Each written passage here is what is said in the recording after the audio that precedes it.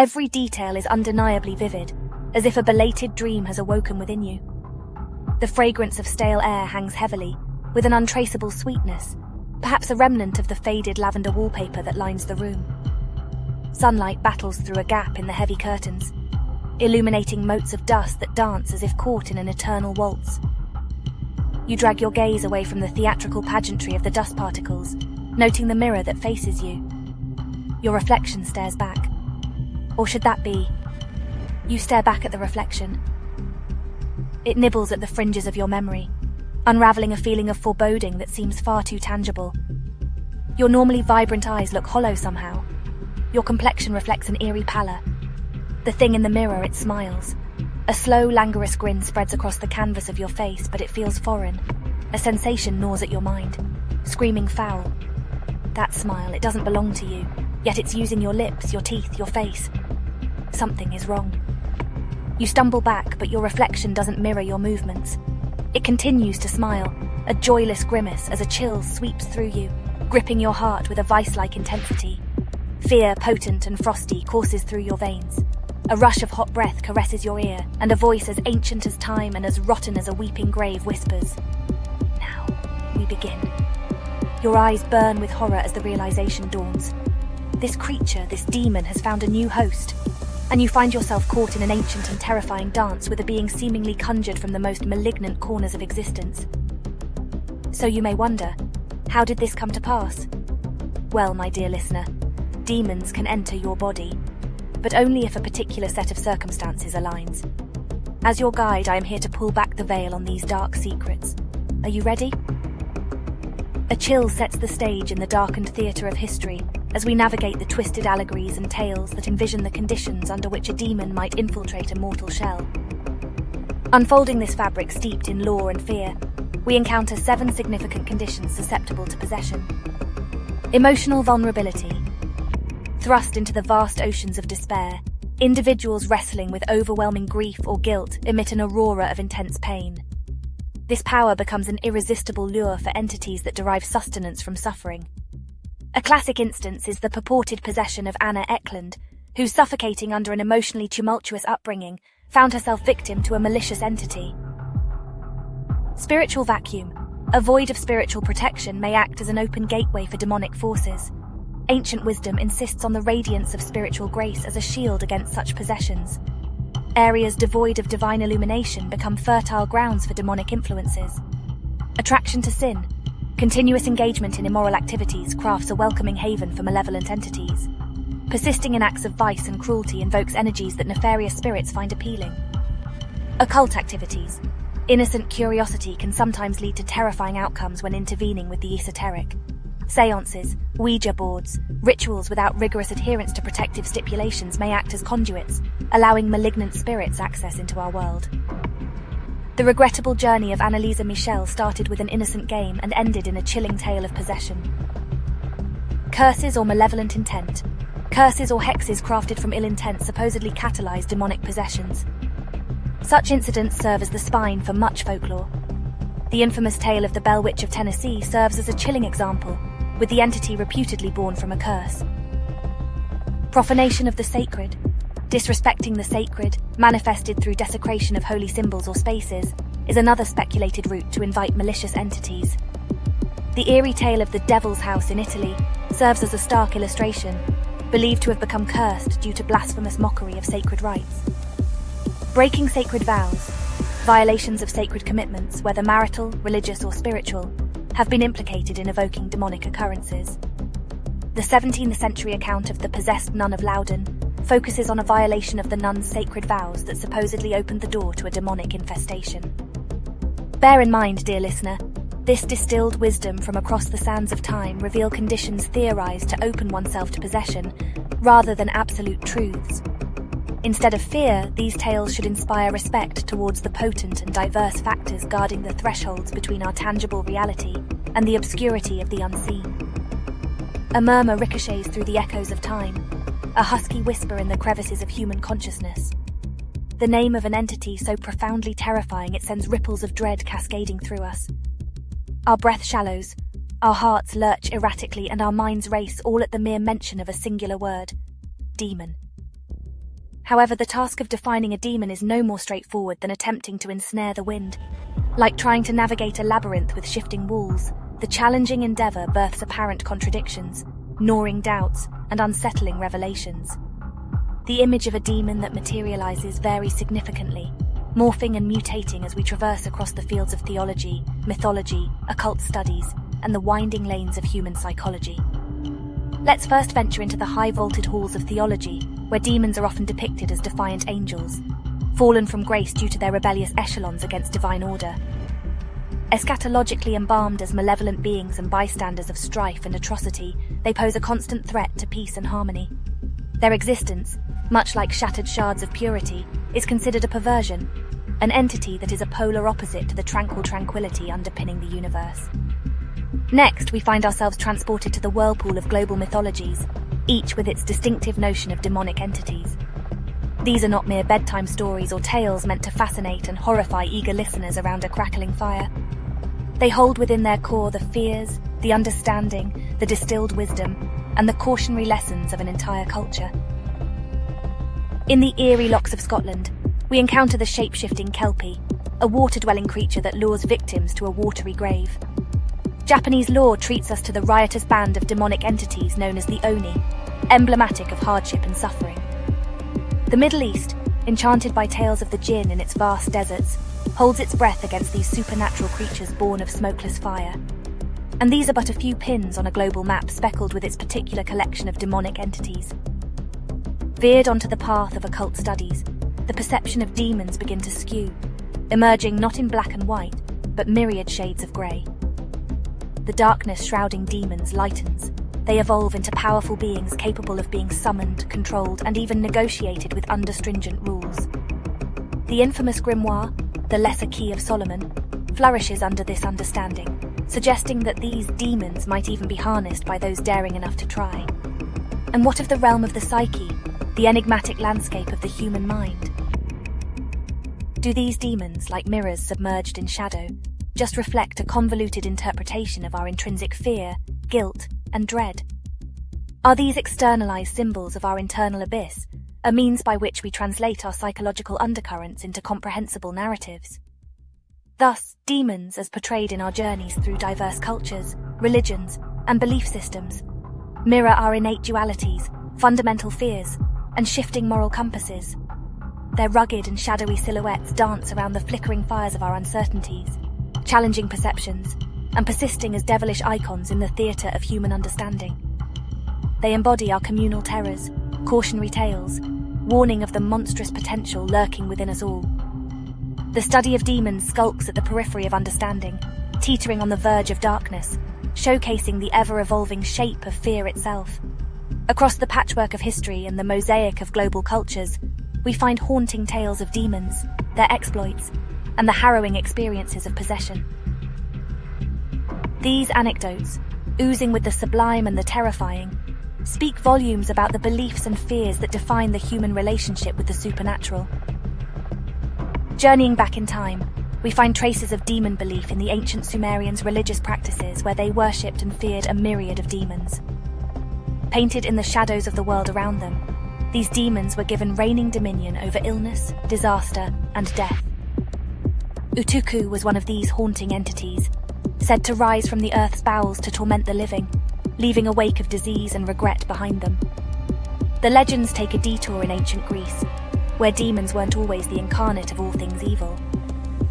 Demons, or daemons as they were known, were viewed as spirits, neither inherently good nor evil as per the Platonic philosophy.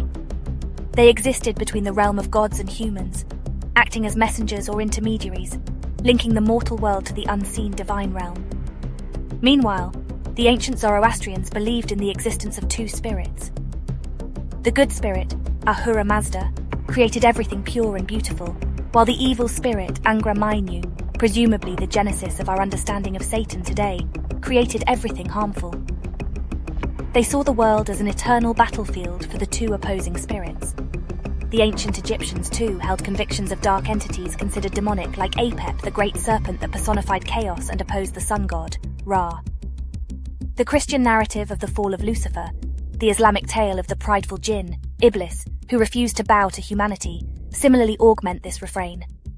Riding the waves of time, the faces of these spectral entities alter. They play an essential role in medieval Europe, engorged by tales of witch trials and exorcisms, reaching its height during the infamous Inquisition.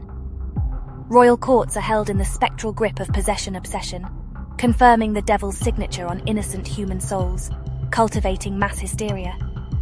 The New World too echoes with the witch trials of Salem, where mere whispers of demon contracts and malevolent spells led to a public outcry and rampant executions in the name of preserving sanity against such supernatural onslaughts. These ancient beliefs aren't mere relics of the past. They've evolved, shimmering down the corridors of time and weaving themselves into modern cultural rituals, cautionary tales, and midnight storytelling. Whether it's the Hantu demons described in Malaysian folklore or demonic possessions that underpin many Hollywood thrillers today, they continue to permeate our shared consciousness. Even as our comprehension of the world grows through science, our age-old fixation persists. Demons and possessions tap into our curiosity, fear, and fascination, dwelling deep in the heart of humanity's shared narrative. They mirror our love for the unknown, our urge to peer beyond the veil of the mundane, and our instinctive drive to seek meaning in the chaos that life often presents. In essence, they remain an inseparable thread in the complex weave of human existence, persisting as lingering echoes of our perpetual dance with the unknowable and the sublime. The annals of history hide a spine-chilling collection of real-life accounts of demonic possession, which at times read more horror-filled than any fictional tale could. These narratives, spanning diverse geographic locales and time periods, whisper our most prevailing and gnawing fears. Among the most notorious cases of possession is the haunting tale of Anneliese Michel, a young German woman in the 1970s. The horrific account started quite inconspicuously, with Anneliese experiencing frequent convulsions. However, when traditional medical treatments couldn't alleviate her condition, her deeply devout parents turned to their faith for answers. Her symptoms spiraled out of mundane explanations, with increasingly alarming and unexplainable acts such as aversion to holy symbols, inexplicable strength, and the uncanny ability to speak in foreign languages she had never learned. Authorities of the church believed Anneliese to be possessed by multiple demons. The ensuing exorcism rites, said to be 70 in number, ultimately resulted in Anneliese's untimely death, making her story a disconcerting example of demonic possession. The Huatseca Wonder is another eerie case that sent ripples of dread throughout America in the late 1800s. The story centers around Lurancy Venom, a seemingly normal teenage girl who started exhibiting bewildering behavior. Lurancy claimed to be inhabited by spirits of the deceased, most notably a girl named Mary Roth, who had died a decade earlier. With evident proof of intimate knowledge about Mary's family and life, observers were thrown into a state of dreadful belief about possible possession. The Smurl family haunting left a decidedly dark imprint on the annals of supernatural events in the United States. The family, becoming the proverbial fly caught in bitter ether, spanning over a decade and a half in West Pittston, Pennsylvania. The reported disturbances ranged from minor issues like disturbances in electronic devices to terrifying accounts of physical and sexual assaults by unseen entities. The subsequent investigations by demonologists Ed and Lorraine Warren claimed that the Smurls were under the attack of a powerful demonic entity that also possessed both Jack Smurl and his wife, Janet. The curious case of Clara Jemana Saley bewildered the people of South Africa in the early 1900s. A Christian student at St. Michael's Mission in Natal, Clara, inexplicably started exhibiting bizarre behavior that concerned both the nuns and her peers. Clara displayed supernatural strength and could speak languages foreign to her. Witnesses reported her levitating up to 5 feet in the air. Her piercing, animalistic cries terrified those who were near. 2 priests conducted an exorcism that lasted for 2 days. By the end, Clara, now fainting and frail, was thought to have been returned to normal. Each of these stories, real-life accounts of people believed to have experienced demonic possessions, adds unsettling threads to our understanding of the supernatural world. They lay bare the terrifying consequences when the ordinary collides with the extraordinary, leaving us with questions that challenge our perception of reality and prod at our deepest fears. These accounts perpetuate our fascination, drawing us further into the exploration of the unseen and the unknown that lies beyond our mundane existence. Engaging, intriguing, and dread-inspiring, they ensure a constant dance on the edge of anticipation as we delve deeper into the mystic world of the supernatural. As beguiling as tales of demonic possession are, it's essential to examine these stories closely, casting the illumination of reason and skepticism to dispel the darkness of misconceptions and erroneous beliefs. Let's walk together down this enigmatic path, uncloak the timeless folklore, and debunk some of the most common myths surrounding this spectral topic. The first misconception that stalks the understanding of demonic possession is the illusion of its universality. While the existence of demons is widely acknowledged across cultures, the specific perceptions of demonic entities and what qualifies as possession vary greatly. The Christian devil, Islamic jinn, or Balinese layak all project diverse images of the demonic with different semantics of possession. Thus, it is a misconception to assume a universal understanding or experience of possession. The second misconception is the notion that every inexplicable or eccentric behavior is an indicator of demonic possession. Throughout history, many ailments, from epilepsy to mental disorders, have been misconstrued as signs of possession. However, with advances in medical science and psychology, we now understand that these conditions have natural biological explanations. Mental illnesses like schizophrenia or bipolar disorder, which often involve hallucinations or bouts of withdrawal, might have been misinterpreted as demonic influence causing fear and stigma in the past. Another common misconception is that if one consorts with spiritual practices different from mainstream religious beliefs, it could invite demonic possession. Tarot reading, Ouija boards, or any form of divination aren't direct portals to demonic realms, but are tools to understand one's subconscious or connect with energetic realms. Conflating them with demonic activity stems from misunderstanding and fear of the unfamiliar rather than evidence-based truths. The myth that circulates regarding the perpetuity of possession also warrants discussion. While folklore and Hollywood reel under the concept of forever possessed or marked, demonologies and spiritual teachings outline these possessions as often temporary. Religious exorcisms, personal spiritual mastery, and modern therapeutic techniques have reportedly relieved possession. Therefore, belief in the inevitability of demonic control is potentially more crushing than the supposed possession itself. Finally, it is crucial to debunk the misconception that demonic possessions are always destructive. While traditional notions link possession to malevolence, spiritual harm, or even death, several cultural contexts view it differently. Possession events are sometimes seen as transformative spiritual experiences, leading to improved social standing or personal growth for the supposedly possessed individual, the Afro-Brazilian candomblé or the Haitian voodoo serving as quintessential examples. Therefore, while navigating the labyrinthine corridors of demonic possession, analytical skepticism is as crucial as open-minded curiosity.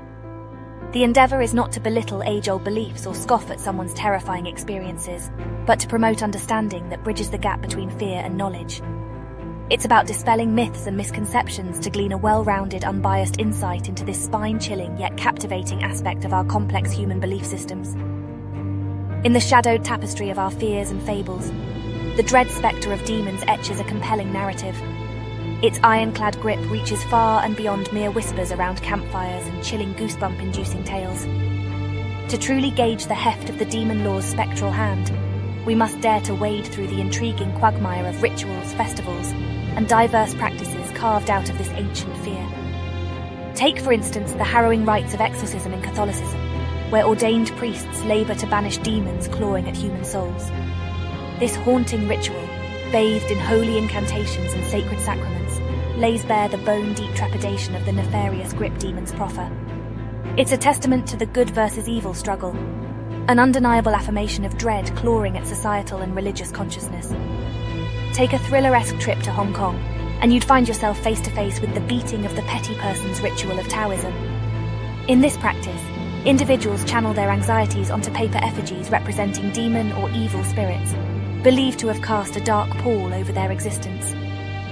Delivering this inscribed angst to the skilled villain hitters, violence via shoe beating is enacted upon the parchment, driving away the malevolent influences. It's a riveting enactment of the desire to shatter the chains of demonic torment. Venture into the heartlands of Africa, and you'd witness the unique Tsar spirit possession cults of Ethiopia and Sudan. Here, fear intertwines with ecstasy. As communal rituals pacify, not exorcise, the spirits claiming their human hosts. It's a dance on the edge of the unknown, where fear and acceptance make a strange, captivating bedfellow. Meanwhile, ancient Japanese tradition dances to the beats of setsubun.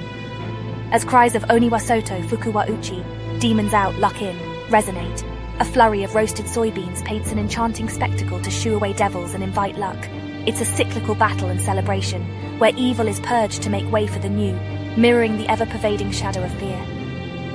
Take a dip into the colourful mythology of Hinduism, and you'd stumble upon Navaratri, a festival singing ballads of divine triumph over demonic tyranny. The goddess Durga, after 9 nights of veneration, emerges victorious over the buffalo demon, Mahishasur. This grand celebration of good versus evil, creation and destruction, encapsulates the paradox of dread and respect demons command. Be it the fear-looming rites of exorcism, the exhilarating beats of appeasement practices, or symbolic demon banishments in festivals, every stitch in the cultural tapestry underscores our somewhat morbid attraction and fear towards demonic entities. Like a haunting melody, it resounds in the fabric of all societies, emphasizing demons' role in sculpting customs, magnifying fears, and lending an uncanny rhythm to human experience. These practices, deeply rooted in societal ethos, beckon us onto an enticing journey into the demon realm, a journey as dread-smeared as it is utterly fascinating. Of all human attempts to break free from the clutching grasp of diabolical forces, none have been as chillingly captivating, historically rich, and as widely regarded as exorcism. From the solemn rites of the Catholic Church to the adrenaline-charged practices of tribal cultures, let us wade through the annals of celebrated cases and traditional methods employed to emancipate the possessed from their terrifying shackles. The Catholic Church's dense history offers many high-profile cases of exorcism that chill us to the marrow. Foremost among these, perhaps, is the one that inspired William Peter Blatty's famous novel, The Exorcist. The real-life exorcism of Roland Doe, a pseudonym to conceal a young boy's identity, in the 1940s was a theatrical display of sacred rites, holy relics, and prayerful incantations. Such ritualistic battles against the unseen, played out in the gripping silence of sequestered rooms, echo our collective dread of demonic infestations and the mesmerizing allure of their expulsion. Another haunting case from church archives is that of the Latoya Ammons possession. It's claimed that over 200 demons occupied Ammons and her children, leading to a string of strange occurrences, from levitation to chilling growls. Reverend Michael Maginot, a local priest, attempted multiple exorcisms, characterized by fervent declarations rebuking the supporting foundations of evil within the victims. Yet the rituals of banishment paint a picture beyond just the Christian framework. In a Tibetan Buddhist practice, chod ritual, a practitioner invites the demon to possess him or her to feed on their body, symbolized via a drum and bell. A transmutation occurs where the demon's nature is changed due to this feast, essentially evicting the entity from its human host. In the tribal cultures of the Hmong people, shamans employ intricate rituals known as soul calling to remove evil spirits. This involves the shaman journeying into the spirit world, calling back the victim's soul, and negotiating with the possessing entity to leave, unfurling an enthralling narrative of the triumph of human spirit over malefic spectres.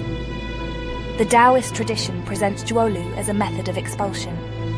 It involves extensive rituals, drawing talismans, manipulating physical objects, and even physical combat with an unseen force, creating an enthralling spectacle of spiritual warfare. Interestingly, modern exorcism practices have also evolved, and with rising interest, deliverance ministries are offering exorcism services. Invoking the higher power of their belief, they command the demonic influence to leave their client, promising freedom from distressing influences. Thus, the methods of demon expulsion etch a riveting journey through varied cultures and beliefs, painting a captivating tableau. Each method whispers tales of our ceaseless struggle against the unseen, our victories and losses, our undying hope, and our indomitable spirit. They emphasize our desire to seek the light, even when shrouded in an unbearable darkness of demonic possession. Each ritual, each act of courage spins another yarn in the complex web of human-demon relationships, a gripping story of our continual daring to stare into the abyss and never blink. Venturing from fear to fortification, let's now delve into the myriad practices and folk wisdom designed to keep one safe from demonic intrusion. Diverse cultural landscapes offer a rich treasure chest of protective measures, painting a fascinating tableau of human efforts to shield themselves from these unseen forces. In Christian tradition, the sign of the cross is said to be a divine shield that bars the entrance to malevolent entities. The holy water, sprinkled or consumed, is another safeguard, its sanctified status believed to keep demons at bay. Prayer, especially the Lord's Prayer, serves as a spiritual sword, cleaving through any demonic influence aiming to torment the faithful. Turkish culture brings forth Nazar Bonkugu, the evil eye amulet. This charming talisman, blue concentric circles emulating an eye, is thought to reflect back all negative intentions. Whether embedded in jewelry or hung over thresholds, it quietly stands guard against supernatural malevolence. In the spiritual ecosystem of Indian beliefs, the black thread holds a revered position.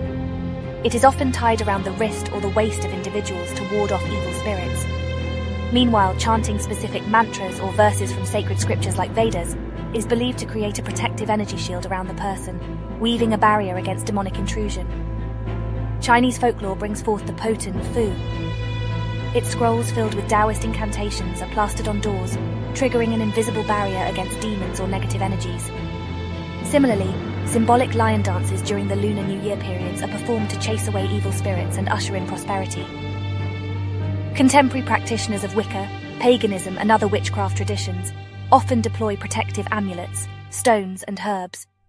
With the usage of sage smudging, salt circles, and employing warding symbols such as pentacles, they aim to fortify home spaces and personal energy fields against hostile entities.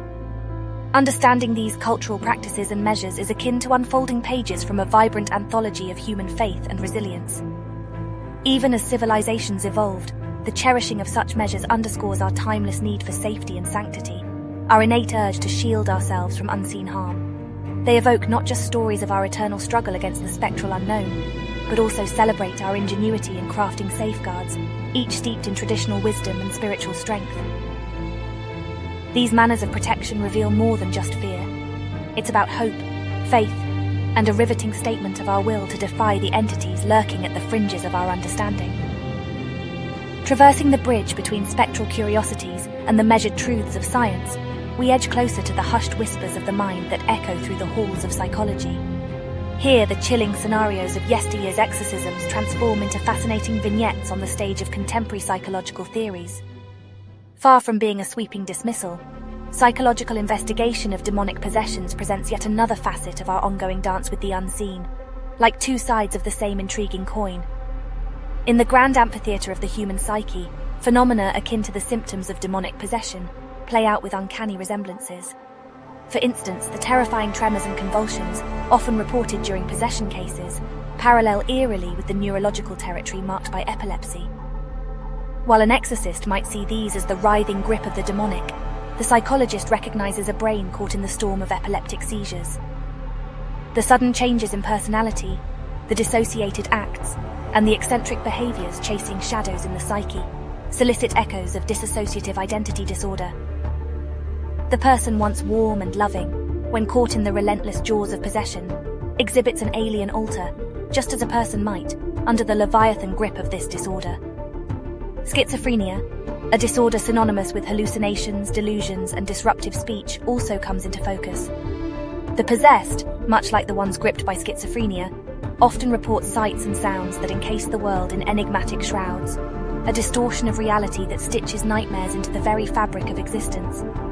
Consider the enigma of speaking in tongues, a bewildering spectacle during exorcisms where the possessed seem to utter unknown languages with baffling fluency. Glossolalia, as it's known, find experts suggesting it as a manifestation of spontaneous vocalization, a veiled song sung by the subconscious imbued with emotions rather than discernible language. Another pivotal psychological perspective nudges us towards understanding the role of belief and suggestibility. Just as faith becomes the exorcist's weapon to banish the unseen evil, it's the bedrock on which the placebo effect within psychology rests, creating a magical weave of relief and recovery. Finally, cultural psychology ushers in a riveting conversation, suggesting that experiences of possessions and their interpretations are deeply embedded cultural artifacts, varying across societies much like art, language, and custom. With every step in this psychological exploration, we see how exorcists of yore and modern-day psychologists venture on similar paths of human understanding, albeit from different vantage points. Their roles seemingly overlap, both striving to enlighten the dark corners of human distress, one wielding sacred rites, the other deploying scientific wisdom. So we find, there isn't a battle between the spiritual and the scientific, but rather a beautiful intertwining, a mesmerizing ballet of ascertaining what ails the human condition. So transfixed, we continue our journey, enriching our narrative with the threads of both faith and facts, painting a holistic portrayal of demonic possessions. In the grand voyage of human experiences, fear, especially the kind associated with demonic possession, sketches powerful, vivid patterns, stirring emotions and shaping not only the individual psyche, but also societal norms and practices. This instinctual trepidation, unearthed from the cobwebbed corners of mythologies and folklore, is dramatically enacted in our collective lives, influencing community traditions and nourishing potent personal beliefs. Consider the thrill of shared rites around the fear of the unseen. Observe a hamlet cleansing homes with ritual fires, or an entire city marking its calendar by celestial movements to ward off unwanted interferences. The fear of spectral entities is still enough to set entire communities in motion, binding them in a sacred rhythm. The customs which sprout from this electrifying fear not only drive communal unity, but also maintain the ever-dynamic human harmony in the face of the unknown. On a more personal sphere, this mystical apprehension of the demonic animates behavior in colourful ways. Like red threads hitched around doorposts or silver pendants cradling old runes, the fear of demonic influence imbues humble objects with extraordinary power. Casual routines shapeshift into comforting rituals, and the everyday metamorphoses into a realm brimming with magic. The human spirit, reinforced with these symbolic arsenals, stands resilient against the rumoured monstrous horrors. In the most thrilling twist, fear pivots to become a muse rather than a monster. Stirring curiosity, a vital fibre of our humanity, the fear of demonic possession has spawned a rich ocean of literature, arts and film. From spine-chilling Victorian narratives to the heart-thumping thrillers of modern cinema, the spectre of demonic possessions has been an unending artistic catalyst, propelling us into fresh echelons of creativity. However, just like the darkest storm clouds do have silver outlines, this fear-induced spectacle comes with its ominous undertones. Sometimes, it's the venomous whispers of the society that leads to alienation, excommunication, and even violence against individuals branded as possessed. Nonetheless, when we examine the personal compass, it becomes abundantly clear that fear charts out a vital journey. It navigates us through stark challenges, anchoring resilience along the way. Fear of demonic possession transforms from a gut-wrenching terror into a stepping stone for self-discovery and empowerment. So, in the most mesmerizing twist of the tale, the fear of demonic possession plays a double-edged role in weaving the human tapestry. It propels some to be nurturers, defending their loved ones. It inspires others to craft 1,000 sagas. Yet for others, it becomes a compass for self-exploration. The dynamic dance of fearism resonates through our societies, culture, and individual selves, like the compelling rhythm of a bewitching heartbeat, shaping the way we see ourselves and the unseen world around us, sparking the everlasting fire of life's grand adventure. In the mesmerizing canvas of the human emotional spectrum, fear and power intersect at fascinating points. The journey from fear to empowerment, especially in the face of demonic influences, has endlessly woven itself through the tapestry of human history. It's a tale as old as time, a dance where fear inspires our quest for power, and in return, power subdues our fear. To understand this metamorphosis, we dwell upon a kaleidoscope of cultural practices, where survival and combating the spectral unknown has given rise to unique rituals of resilience and strength. Within the confinements of Christian theology, fear transforms into moral fortitude. The image of St. Michael, the archangel, sword aloft, poised to vanquish the demonic legion, symbolizes just that. The faithful are taught to arm themselves with virtues, their spiritual shield against the legions of the underworld. Prayer, confession, and steadfast belief become their potent armament, their personal metamorphosis from mere victims to valiant warriors of faith. In many indigenous cultures, on the other hand, the supposed demonic often straddle the line between malevolent spirits and revered deities. Here, survival is not just about warding off evil, but currying the favor of these beings. Sacrifices, dances, offering, and appeasements are not just rituals born out of fear, but are active demonstrations of power, placating and harnessing the spectral forces to maintain harmony. Over in the Eastern traditions, martial arts, meditation, and philosophy interlace into a unique approach against the unseen realm. The path from fear to empowerment is not a battle, but a journey of self-discovery. One is encouraged to face inner demons, transforming fear into courage, weakness into strength. They do not merely survive the demon, they master it.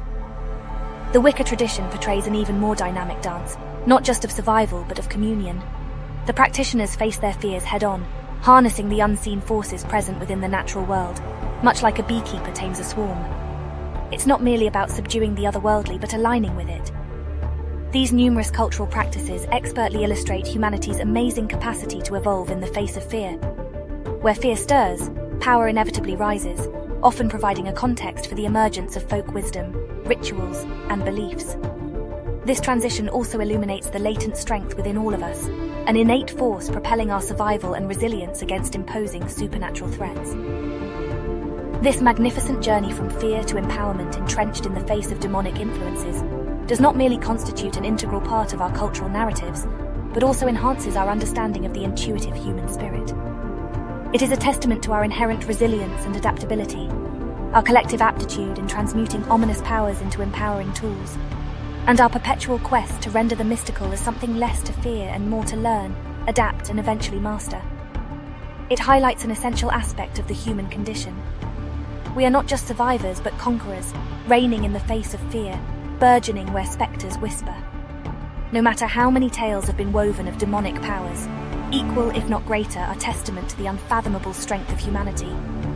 Our innate capacity to evolve, whether in the face of physical odds or spectral encounters, reverberate through time, leaving behind a fascinating yet empowering legacy of our dance with demons.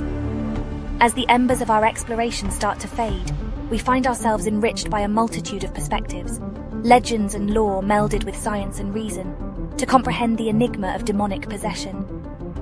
We trace the lines of ancient beliefs, delved into the leaves of fabled tales, and navigated fascinating studies, drawing our own constellations in the vast cosmic expanse of knowledge on this subject. On this sublime journey, we have challenged our perceptions and shed light on the shadows of misunderstanding. We pause to admire the diverse cultural practices and safeguards against the unseen, and dissected the psychological interpretations of phenomena believed to be arcane. Most of all, we tread the labyrinth of fear instilled in us by the notion of demonic possession, mutating it into empowerment, an empowering dance we are more than capable of leading.